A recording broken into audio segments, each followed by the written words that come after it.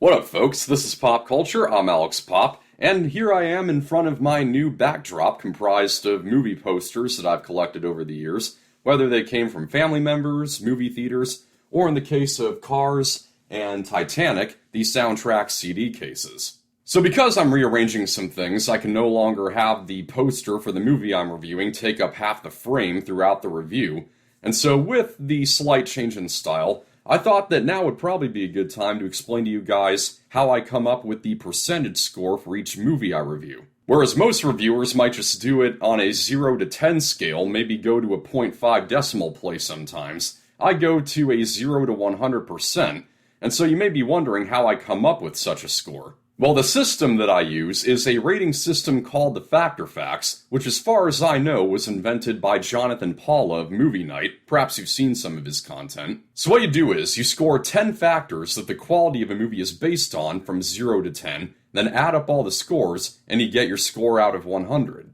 Those 10 factors start with the overall experience, how absorbing the experience was, how big it was, and overall just how much you enjoyed it. Number 2 is the story, how compelling it was, how interesting it was, how well written the characters and script were. Number 3 is technical aspects such as editing, directing, and sound.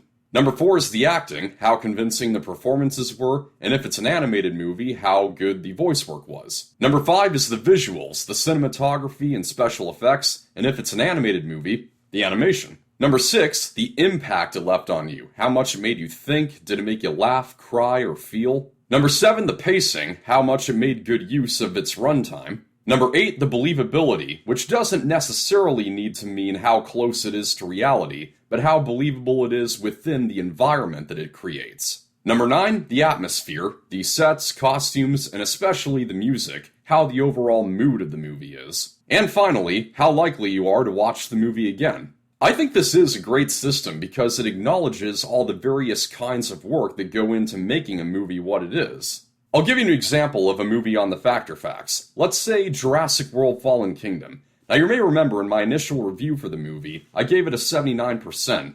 However, as I was putting together that top 10 invalid criticisms with the movie video I made back in September, I found a couple of things that made me want to boost it up a couple of percentage points. So here's how I rate it now.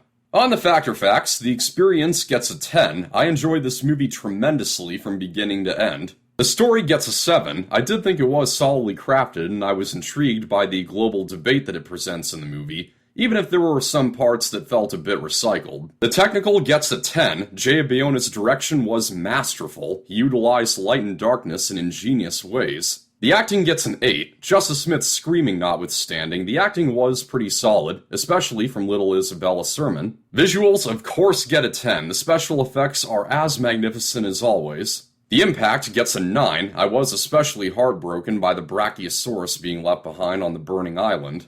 The pacing gets a 5. That's one of the weaker aspects of the movie. The first half was pretty well paced, but the second half kind of deviated from its point to give us those thrills with the Indoraptor, as extremely well made as they were. And the 5-second scene at the very end with the Pteranodons didn't do enough to justify us waiting 12 minutes through the credits. Believability gets an 8. It was mostly believable in the context that Jurassic Park created. The atmosphere gets a 7. I liked some of Michael Giacchino's new music, especially the first track on the soundtrack that sounds like something straight out of Jaws. And while I did like the slow version of the Jurassic Park theme that plays when Claire gives that monologue about how wondrous it is seeing dinosaurs, the theme wasn't incorporated into the movie as much as I wanted it to be. And on the rewatch, a 10. It's a movie that I feel like I could watch at any time. With all the Factor Facts added up, I now score Jurassic World Fallen Kingdom an 84%.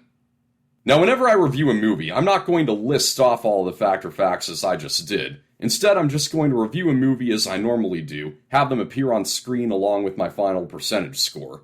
So I just thought I should clear some of that up as I set up a new style here. I look very much forward to bringing more content out to you guys. Look forward to reviews on the turning and the rhythm section coming up soon. That's a wrap. Thank you for watching. Like and share, subscribe for more. This is Pop Culture. I'm Alex Pop.